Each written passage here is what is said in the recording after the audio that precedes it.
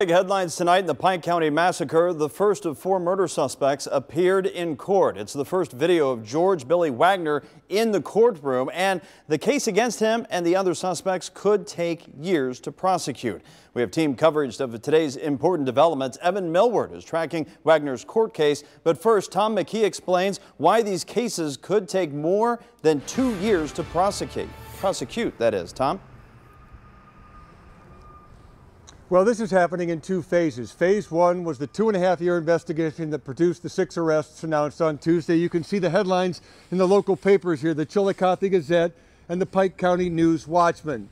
Now, phase 2, that begins tomorrow here at the Pike County Courthouse, and that could take just as long. And the reason is each of the 6 cases is likely to be prosecuted individually, and in 4 of those cases, the death penalty is possible. Pike County was stunned in 2016 by the brutal murders of 8 Roden family members. The impact stays with Sheriff Charles Reeder. The only thing I can say is that day was very tragic. It took my breath, knocked me down.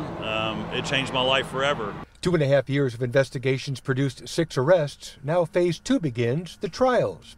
4 members of the Wagner family are accused of murder: George III, George IV, Angela, and Jake.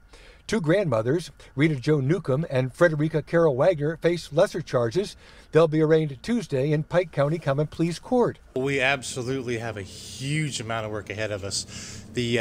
That's what we really want the public to know, that there is a lot of hard work ahead. Prosecutor Rob Junk says that's because the accused are innocent until proven guilty. At this point, we're looking probably possibly 2 years or more before we fight through all the motions and other things. So there's a long road ahead of us. One of the reasons is the death penalty could be imposed in 4 of the cases, and that requires special legal expertise. At this point, our Court of Common Pleas will get a hold of a few death-certified attorneys to represent these people. That will probably take place the week after Thanksgiving. The community is relieved now that 6 people are behind bars, but the sheriff didn't rest until that occurred safely. I had a great concern yesterday, not only about all of my people's safety, all the safety of those who come to help us, but the safety of those that we're arresting, and the safety of the kids that I knew that we was going to have to call Children's Services and have help with them.